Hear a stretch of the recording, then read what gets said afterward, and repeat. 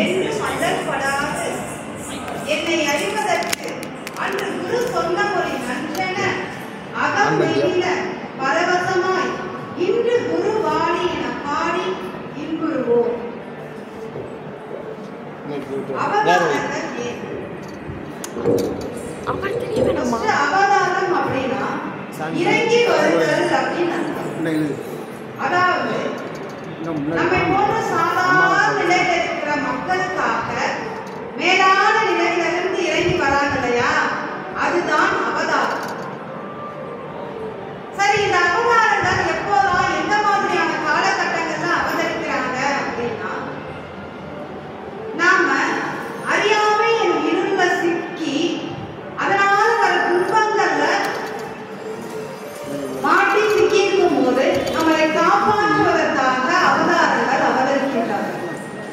நம்ம எப்பெல்லாம் துன்ப கடல்ல சிக்கிறோம் அப்படின்னா, ஆன்மீக பாதையை விட்டு வழி மாறி திசை மாறி நழுவி போகும்போதுதான் பெரும் துன்பத்திற்கு ஆளாகிறோம். ஒன்றும் அறியா இருளாம் உள்ளம் படைத்த எனக்கு என்று கதி வருவதை எந்தாய் பராபரமே. நம்மள மாதிரி இருள் படைத்து உள்ளம் கொண்ட மக்களுக்கு என்றைக்குதான் கதி கிடைக்கும்னு தாய்மானவர் இறைவனிடம் கேட்கிறார். அந்த கதியை நம்ம வழி தவறி போறோம் இல்லையா, அங்க நம்மளை தடுத்து நம்மளை திருப்பி ஆன்மீக பாதைக்கு அழைத்து வந்து நம்மளை நல்வழிப்படுத்தி நம் துன்பங்களை எல்லாம் போக்கி நமக்கு அருள் ஒளியை ஊட்டி நம்மளை கரை சேர்ப்பதற்காகவே இந்த அவதாரங்கள் அவதரிக்கின்றார்கள். இந்த காலகட்டத்தில் நிறைய அவதாரங்கள் அவதரிச்சிருக்காங்க. நம்ம பகவான், ரமண மகர்ஷி, சேஷாத்ரி சுவாமிகள், இது மாதிரி நிறைய அவதாரங்கள் நமக்கு தெரியும். முன்பு காலத்துல நம்ம ஹிந்து மதத்துல இரு விதமான இறை வழிபாடு இருந்தது. ஒன்று சைவம், இன்னொன்று வைஷ்ணவம். இந்த சைவ சமயத்திலையும் சரி வைஷ்ணவ சமயத்திலையும் சரி நிறைய அவதாரங்கள் அவதரிச்சுட்டு இருந்தாங்க. அதுல முக்கியமா வைஷ்ணவத்துல நம்மாழ்வார், பேயாழ்வார், பூதத்தாழ்வார், தொண்டரடி கொடியாழ்வார், ஸ்ரீ ஆண்டார், மதுரகவி ஆழ்வார், இது போல 12 ஆழ்வார்களும், அதே மாதிரி சைவ சமயத்துல திருமூலர், திருஞான சம்பந்தர், மங்கையர்கரசியார், சிறுதொண்டர், அப்பர், சுந்தரர், இது மாதிரி 63 நாயன்மார்களும் ரொம்ப முக்கியமானவர்கள். இந்த ஆழ்வார்களும் நாயன்மார்களும் அவதரித்த காலகட்டத்துல இருந்த மக்களை எல்லாம் இவங்க இறைவன் மீது பாடிய பாசுரங்களை கொண்டும் பதிகங்களை கொண்டும் மக்களை ஆன்மீக பாதைக்கு அழைத்து வந்து அவர்களை நல்வழிப்படுத்தி அவங்க துன்பத்தெல்லாம் போக்குவதற்காகவே அவதரிச்சிருக்காங்க.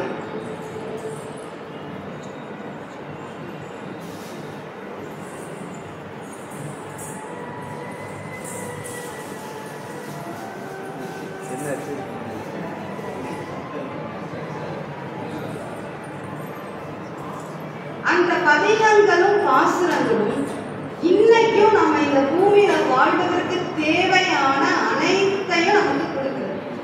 திருமணம் ஆகணுமா, அதற்கு பதிகம் இருக்கு. குழந்தை வேண்டுமா, அதற்கு பதிகம் இருக்கு. உடல் உபாதை நீங்க, கடன் அடைய, செல்வம் பெருக, உடல் உபாதையும் நம்ம கண்ணுக்கு, வலது கண்ணுக்கு தனி பதிகம், இடது கண்ணுக்கு தனி பதிகம்.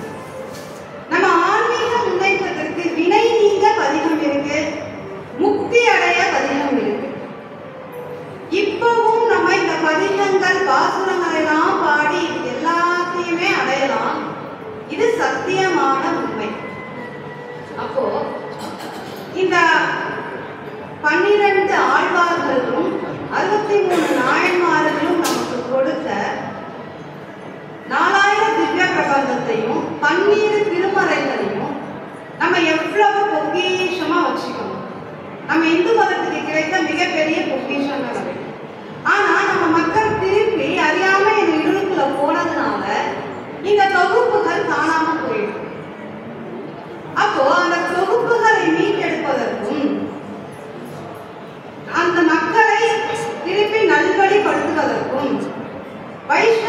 சமயத்துல நாதமுனி சுவாமிகளும், சைவ சமயத்துல திரு நம்பியாண்டார் நம்பி அவர்களும் ஒரே காலகட்டத்துல சைவத்தையும் வைணவத்தையும் நிலைநிறுத்துவதற்காக அவதரிக்கிறார்கள்.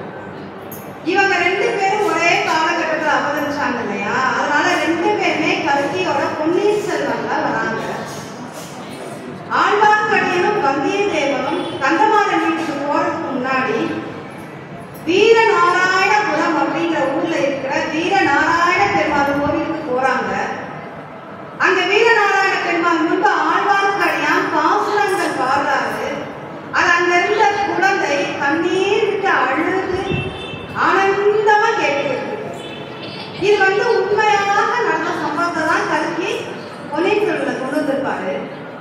சிதம்பரம் அருகில் உள்ள வீரநாராயணபுரம் அப்படிங்கிற ஊர்ல இருக்கின்ற வீரநாராயண பெருமாள் கோவில்ல நாதமுனிகளோட அப்பா தொண்டு புரிஞ்சுக்கிட்டு வராரு. அவங்க அப்பா கூட இந்த குழந்தையும் கோயிலுக்கு போகும். அது மாதிரி ஒரு நாள் கோயிலுக்கு போயிருந்தப்போ ஒரு யாத்ரீகர் வரார். அந்த யாத்ரீகர் அந்த வீரநாராயண பெருமாள் முன்பு இருந்து நம்மாழ்வார் பாடிய பாசுரங்கள்ல 10 பாசுரங்கள் பாடுறார். அப்ப அங்க இருந்த நாதமுனி குழந்தையா இருக்காரு. அவர் அப்படியே கண்ணீர் விட்டு அழுது ஆனந்தமா கேட்டுட்டு இருந்தாரு. அவர் பாடி முடிக்கும் போது 1000க்குள் இவையும் 10 அப்படின்னு முடிக்கிறார். அதாவது 1000 பாசுரங்கள்ல இந்த 10 அப்படின்னு சொல்றாங்க.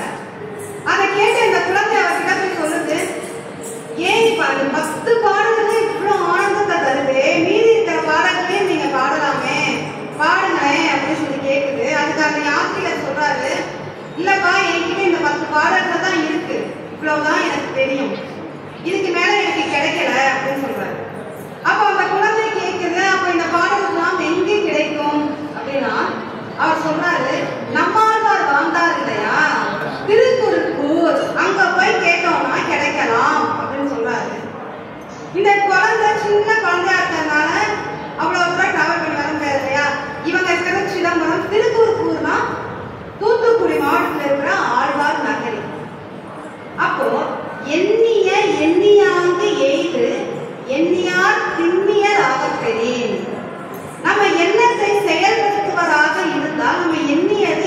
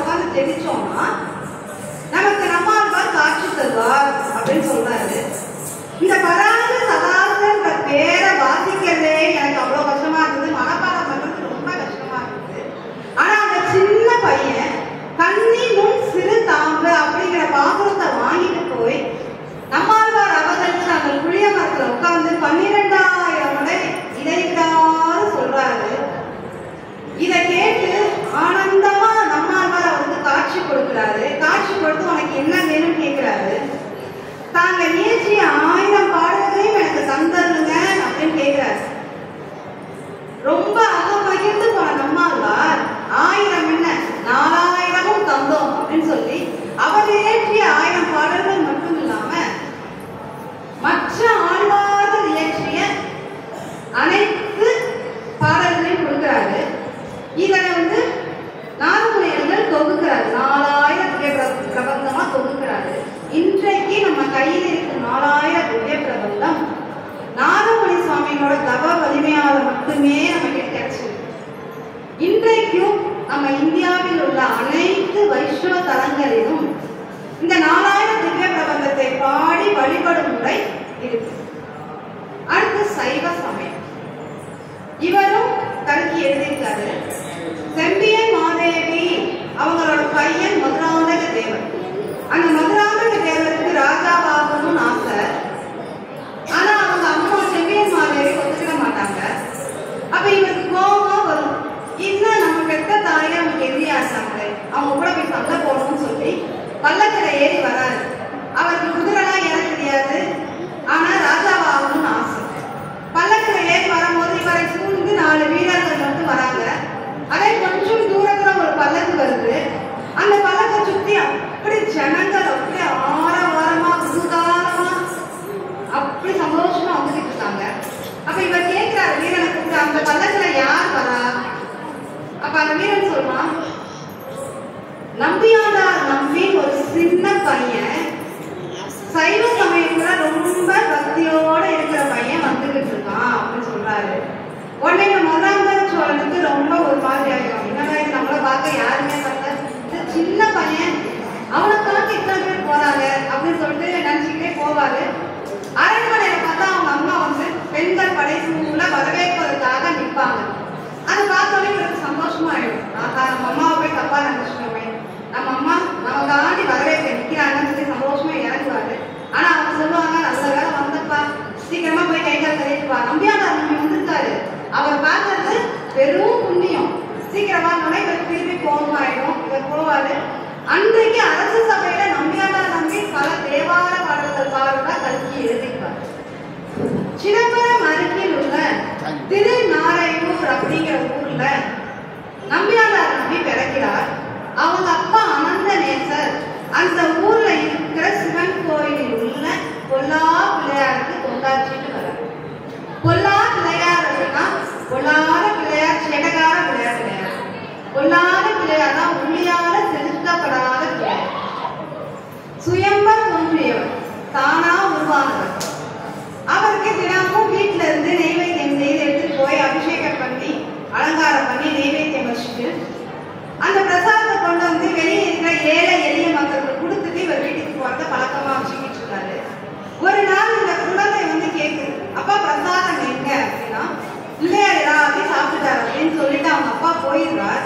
ஆனா அந்த குழந்தை மனசுல அது அப்படியே நின்று பதிஞ்சிடும். ஒரு நாள் அவங்க அப்பாவுக்கு வெளியூர் போக வேண்டிய வேலை இருக்குது. அப்போ இந்த குழந்தைய கூப்பிட்டு, நாளைக்கு பிள்ளையார நீ பார்த்துக்கோப்பா, பூஜை புனஸ்காரமா நீ செஞ்சுன்னு சொன்னாங்க. இந்த குழந்தைக்கு அவ்வளோ சந்தோஷம். அவங்க அம்மாவை கூப்பிட்டு, இந்த பலகாரம் செய்யணும், இந்த பலகாரம் செய்யணும், நாளைக்கு பிள்ளையார பார்க்க போனோம், அப்படியே சந்தோஷமா இருக்காது. ராத்திரியெல்லாம் தூங்கவே இல்லை. காலையில எழுந்து அவங்க அம்மா செஞ்சு கொடுத்த கொழுக்கட்டை, சுண்டல், சக்கரை பொங்கல் எல்லாத்தையும் வாங்கிட்டு பிள்ளையார பார்க்க போறாரு. பிள்ளையாருக்கு அபிஷேகம் பண்றாரு, அலங்காரம் பண்றாரு. அதுக்கப்புறமா நெய்வேத்தியம் வச்சுட்டு உட்காந்துருக்கார். பிள்ளையார் வரல. இவருக்கு ஒரு மாதிரி ஆயிடுது. பிள்ளையார் வாங்க சாப்பிடுங்க அப்படின்னு சொல்றாரு. அப்படியும் பிள்ளையார் வரல. இவருக்கு அழுகையா வந்துடுது. எங்க அப்பா வச்சா மட்டும்தான் சாப்பிடுறியா, நான் வச்சா சாப்பிட மாட்டியான்னு சொல்லி அழுகிறாரு. அப்பயும் பிள்ளையார் வரல.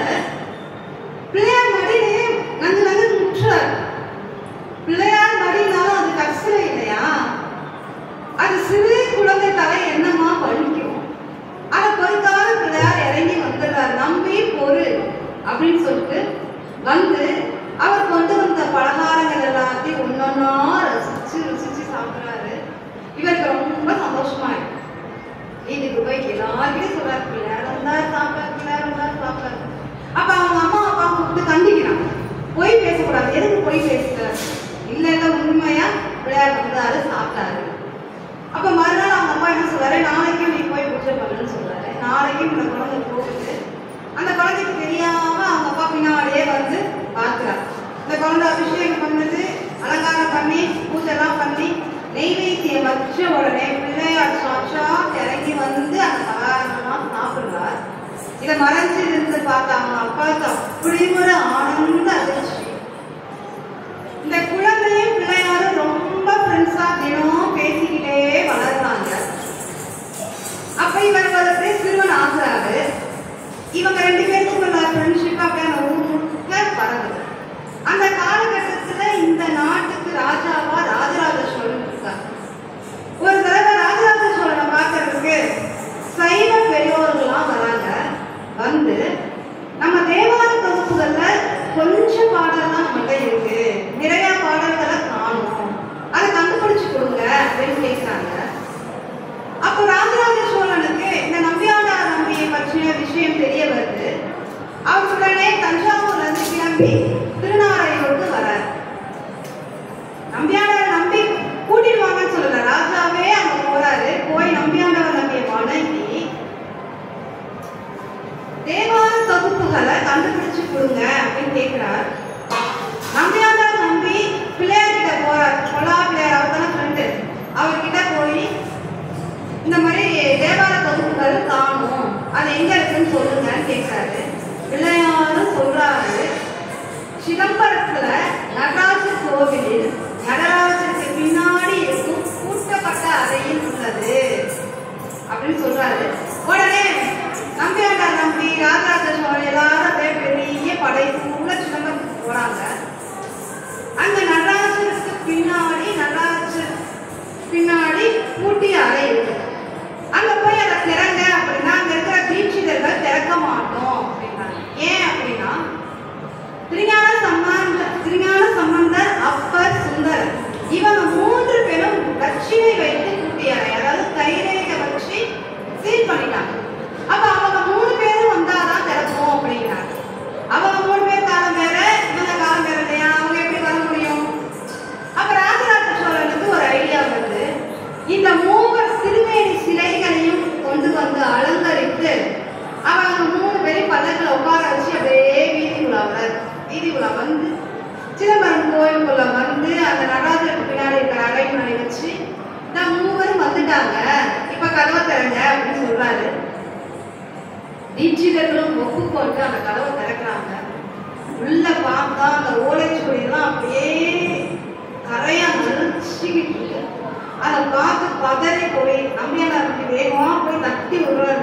இவ்வளவு பாடல்கள் போச்சுன்னு தெரியலையே. அப்ப இறைவன் அசிரீதி கொடுக்கிறார். இக்காலகட்டத்திற்கு தேவையான பாடல்களை விட்டு வைத்து மற்ற பாடல்களை மட்டுமே யாம் அறிக்க செய்வோம் அப்படின்னு சொல்றாரு. அப்போ இந்த காலத்துக்கு தேவையான பாடல்கள்லாம் இருக்கு. நம்பியாண்டார் நம்பி சந்தோஷமா அதெல்லாம் தொகுக்கிறார். ஓலைச்சுவடியில எழுதினாதான கரையா நறுக்கிது அப்படிங்கிறதுனால ராஜராஜ சோழன் செப்பு தகட்ட எழுதி வைக்கிறார். அப்ப இறைவன் நமக்கு கொடுத்த பாடலை நம்பியாண்டார் நம்பி தொகுத்து ராஜராஜ சோழனால இன்றைக்கு நம்ம கையில் இருக்குதான் 12 திருமறைகள். இந்த ஆழ்வார்களும் நாயன்மார்களும் இறைவன் மீது பக்தியா அவர்கள் பாடிய பாசுரங்களையும் பதிகங்களையும் வைத்து மக்களை ஆன்மீக பாதைக்கு இழுத்து நல்வழிப்படுத்துவதற்காகவே அவதரித்தார். அதுக்கப்புறம் மக்கள் திரும்பி அறியாமை என்னும் இருள போறதுனால அந்த தொகுப்புகளை தொலைச்சிட்டோம் இல்லையா, அதை மீட்டெடுத்து மக்களை நல்வழிப்படுத்துவதற்காக தான் இந்த நாதமுனி சுவாமிகளும் நம்பியாண்டார் நம்பி அவர்களும் அவதாரம் எடுத்தார். சரி, இப்ப நம்ம பகவான் எதற்காக அவதாரம் எடுத்தார், எந்த மாதிரி காலகட்டத்துல எந்த மாதிரி நமக்கு அனுகிரகம் பண்றதுக்காக அவர் அவதாரம் எடுத்தார்? நம்ம பகவான் உத்தரப்பிரதேசத்துல பிறக்கிறாரு. அங்க தமிழ்நாட்டுக்கு வரார். 3 மகான்களை பாக்குறாரு, குருமார்கள்லாம் பாக்குறாரு. திரும்பி போயிடுறாரு அவர் ஊருக்கு. அப்ப இந்த குருமார்கள்லாம் முக்தி அடைஞ்சிருக்காங்க. அதுக்கப்புறம் அவர் வராரு. கேரளால இருக்கிற காஞ்சன் காட்டுல பப்பா ராமதாசர் கிட்ட வந்து தீட்சை வாங்குறாரு. ஓம் ஸ்ரீராம் ஜெயராம் ஜெய ஜெயராம் அப்படின்னு தீட்சை வாங்குறாரு. அது இடைவிடாம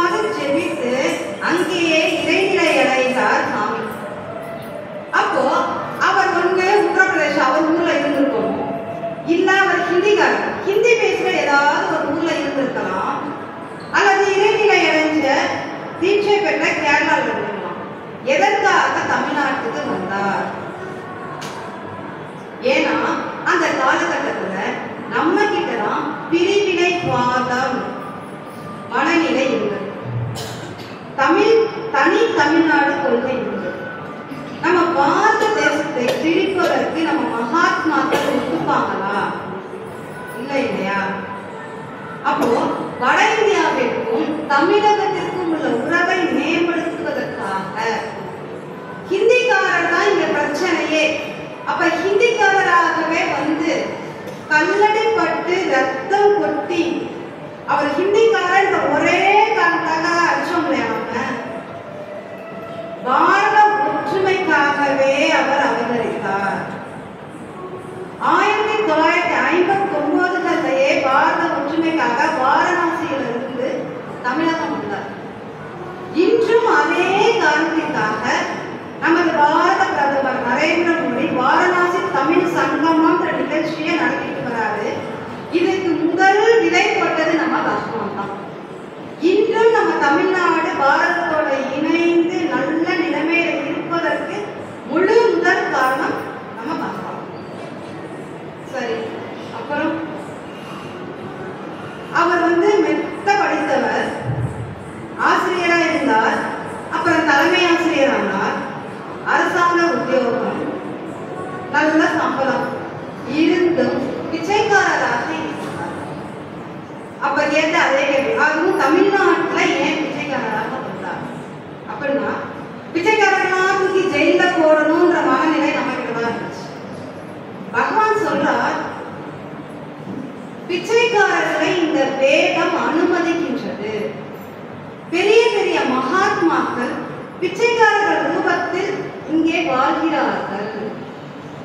அவங்களெல்லாம் தூக்கி ஜெயில போட்டோம்னா அவங்கெல்லாம் இந்த நாட்டை விட்டு போயிடுவாங்கன்னு கண்ணுல கண்ணீர் விட்டு சொல்றாரு பகவான்.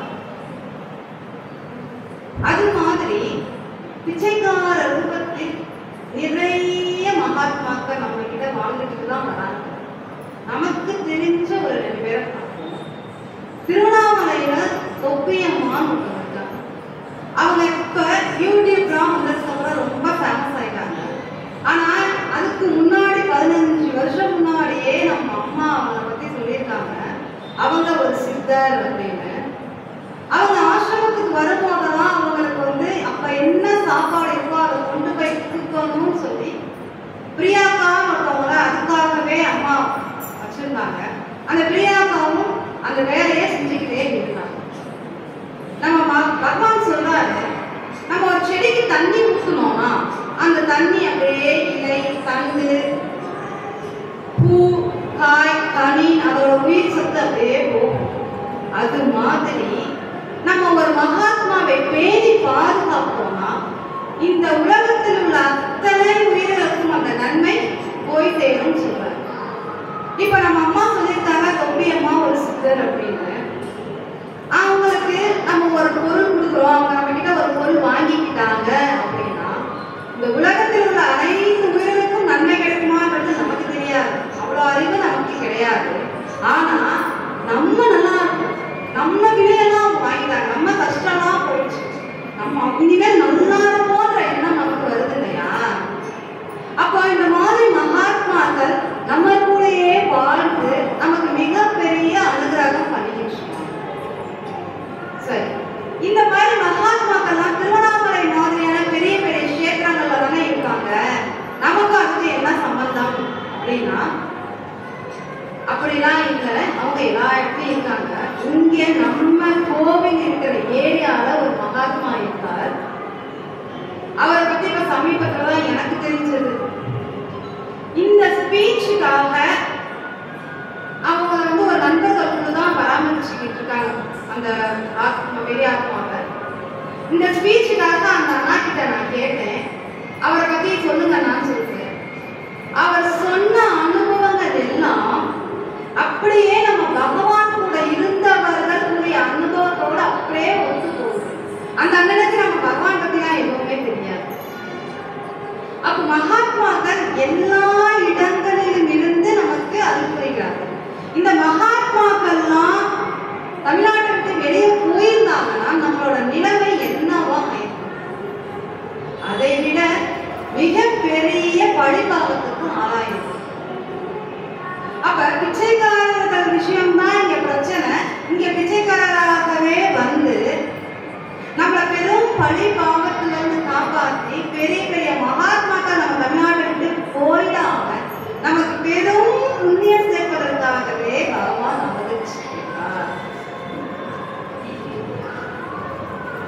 எத்தன்மை குற்றம் ஏற்றினும் தாய் பொறுக்கும் அத்தன்மை நின் அருளும் அன்றோ பராபரனே.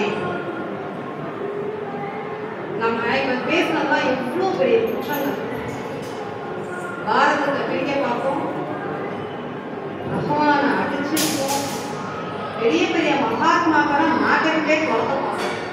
இவ்வளவு குற்றங்களையும் பொறுத்து நமக்கு மேற்கொண்டு மிகப்பெரிய கருணை ஒன்றை நம்ம பகவான் செஞ்சிருக்கின்றார்.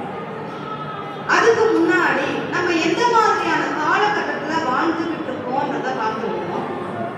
கும்பகோணம் பக்கத்துல இன்னங்கர் அப்படின்னு ஒரு சிவன் சாமி சிவபெருமான் இருக்கார். அவர் பேர் இன்னங்கர். தொழுது தூமலர் தூவி துதித்து நின்று அழுது காமூற்று அரற்றுகிறவர்களையும் பொழுதுபோக்கி புறக்கணிப்பாளரையும் எழுதும் கீழ்கணக்கு இன்னங்கர் ஈசனே அப்படின்னு அப்ப சொல்றாரு. அதாவது இவர் என்ன செய்யறாருன்னா, நம்ம எவ்வளவு தூரம் நம்ம சாமி கும்பிட்டு பக்தி பாடல்கள் பாடி எல்லாம் பண்றோமோ அதையும் அவர் நோட் பண்றாரு. எவ்வளோ டயத்தை நம்ம பொழுது வெட்டியா போக்குறோமோ அதையும் நோட் பண்றாரு. சாட்சாத் சிவபெருமான் நம்மள கணக்கு எடுத்துக்கிட்டு இருக்காரு.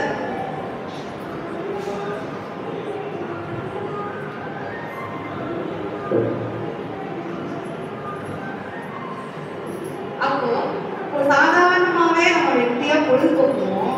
அதுவும் இப்ப ஸ்மார்ட் போன் வந்ததுல இருந்து நம்ம நேரம் எல்லாம் வெட்டியாவே தான் போக்கிக்கிட்டு இருக்கோம்.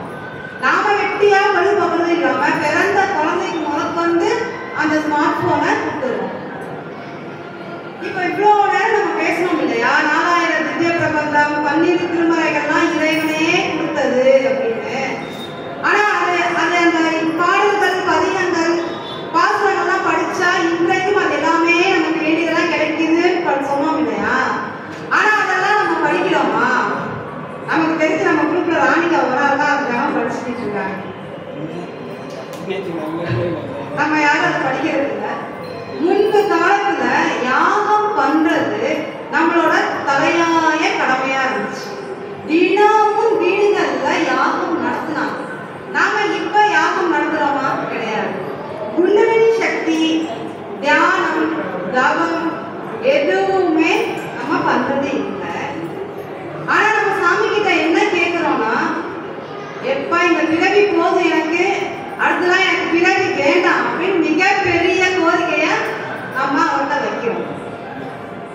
தந்தை தாயும் நீ என்னுயிர் துணையும் நீ சஞ்சலம் அது தீர்க்க வந்த தேசிக வடிவும் நீ உனையெல்லாம் மற்றொரு துணைதானே அந்தம் ஆதியும் அளபெரும் ஜோதியே ஆதியே அடியாத்தல் சிந்தை மேவிய தாயும் மாணவர் எனும் சிறகிரி பெருமானே. மகரிஷி தாயுமானவர் திருச்சி மலைக்கோட்டையில் இருக்கிற தாயுமானவரை பத்தி பாடுறார். தந்தை தாய் குரு நண்பன் எல்லாம் நீதான. நமக்கு தந்தை தாய் குரு நண்பன் தான் நம்ம பகவான் தான். அப்போ நம்ம தந்தைக்கு தான் தெரியும் நம்ம என்னெல்லாம் பண்ணுவோம், என்ன பண்ண முடியும் நம்மளால. அப்ப நம்ம சாமி என்ன பண்றாரு, இந்த நம்ம சொன்னோம்ல 12 திருமுறை 4000 திவ்ய பிரபந்தம் இன்னும் வேதங்கள் அனைத்தையும் படித்தா நமக்கு என்ன மாதிரி சக்தி கிடைக்குமோ அது குண்டலினி சக்தி ஏற்றினால் என்ன கிடைக்குமோ, யாகம் தினமும் யாகம் நடத்தினா என்ன பலன் கிடைக்குமோ, தியானம் தவம் எல்லாம் இன்னும் என்னென்னலாம் சக்தி இருக்கும் அது எல்லாத்தையும் திரட்டி அவரோட தவம் வலிமை முழுவதையும் அதுல செலுத்தி நமக்கு மிக பெரிய சக்தி வாய்ந்த புத்தம் புதிய மந்திரத்தை நமக்கு கொடுத்திருக்கின்றார். யோகிராம் சுரத்குமார் யோகிராம் சுரத்குமார் யோகிராம் சுரத்குமார் ஜெயகுரு நாயா. இந்த மந்திரத்தை நம்ம அம்மா சொல்றாங்க, இதை நான் வெடிகுண்டுன்னு தான் சொல்லுவேன், அவ்வளவு பவரானதுன்னு சொல்றாங்க. இதே அம்மா இன்னொன்னு சொல்றாங்க, நாமே வேறு நாமம் வேறு அல்ல. அப்ப நமக்கு இந்த சக்தி வாய்ந்த நாமத்தை கொடுத்தார் இல்லையா, அப்ப அதுக்கு என்ன அர்த்தம்? அவரையே அவர் நமக்கு கொடுத்திருக்கின்றார்.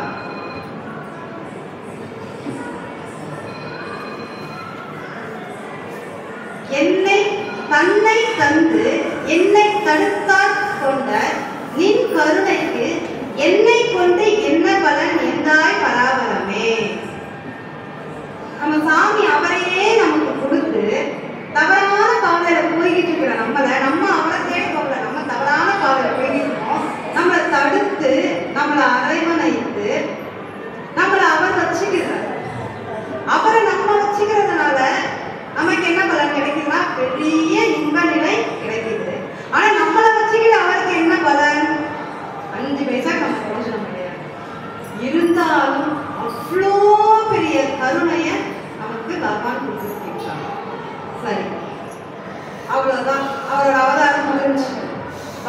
காப்பாத்தினாரு.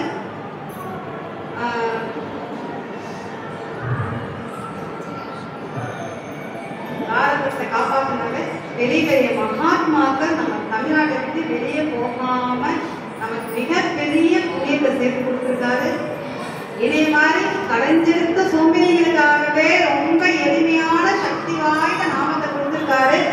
அவ்வளவுதான் அவரோட அவதாரம் முடிஞ்சது அப்படின்னா இல்லை. எல்லாரும் மின்குற்றிருக்க நினைப்பதுவே அல்லாமல் வேறொன்று அறியேன் பராபரமே. அவர் அடைந்த இன்ப நிலையை நம்ம எல்லாரும் அடையணுன்ற எண்ணத்தை தவிர்த்து வேற ஒன்றுமே அவர்கிட்ட இல்லை. அப்ப அவர் நமக்கு மிகப்பெரிய வாக்குறுதி நம்ம கொடுக்குறாரு. என்னுடைய கடைசி பக்தனை கடை சேர்க்கிற வரைக்கும் நான் இங்கதான் இருப்பேன், எங்கேயும் போக மாட்டேன்னு சொல்றாரு. திருஞான சம்பந்தர் அவரோட திருமணத்தன்று திருமணம் முடிந்தோடனே ஆச்சாரபுரத்துல இருக்கிற சிவன் கோயிலுக்கு போறாரு. அந்த சிவன் திருஞான சம்பந்தரை அழைத்துக் கொள்வதற்காக, தன்னோடு அழைத்துக் கொள்வதற்காக மிகப்பெரிய ஜோதி வடிவா எழுந்து நிற்கிறார். ஆனா திருஞான சம்பந்தர் அந்த திருமணத்திற்கு வந்த அத்தனை பேரையும், உறவினர்கள், பக்கத்து வீட்டுக்காரங்க, அங்கு வந்திருந்த நாயன்மார்கள், கொட்டடிக்கிறவங்க, இந்த திருமணத்திற்கும் அவங்களுக்கும் சம்பந்தமே இல்லாம அன்று அந்த கோவிலுக்கு வந்த மக்கள் எல்லாரையும் அந்த ஜோதிக்குள்ள போக சொல்றாரு. அவங்க எல்லாரும் போன பிறகு கடைசி ஆளாக தன் மனைவி கரம் பிடித்து அவர் உள்ள போறார். அவர் போனோடனே அந்த ஜோதி அப்படியே மறைஞ்சு. இப்ப கற்பனை பண்ணி பாருங்க, நம்ம முன்னாடி மிகப்பெரிய ஜோதி இருக்கு. நம்ம பார்ப்போம், நம்ம கையை பிடிச்சு அதுல கூட்டு போறதுக்கு ரெடியா காத்துக்கிட்டு இருக்கார். நம்ம என்ன பண்ணணும்? அவர் நமக்கு கொடுத்தாரு இல்லையா சக்தி வாய்ந்த மந்திரம், யோகிராம் சிவகுமார், யோகிராம் சிவகுமார், யோகிராம் சிவகுமார் ஜெய குருநாதா. அந்த மந்திரத்தை நம்ம ஏதாவது சொல்லணும். அது சாத்தியமா, நம்மளால முடியுமா அப்படின்னா அவன் அருளாலே அவன்தால் வணங்கி, இதுக்கு அவருடைய அருட்கருணை வேண்டும். இவ்வளோ கருணை புரிந்த நம்ம பகவான் இந்த கருணையும் புரிந்தே தீர்வார் என்று கூறி விடைபெறுகிறேன். நன்றி, வணக்கம். ஜெய் யோகிராம் சிவகுமார். ஓம் நம சிவாய.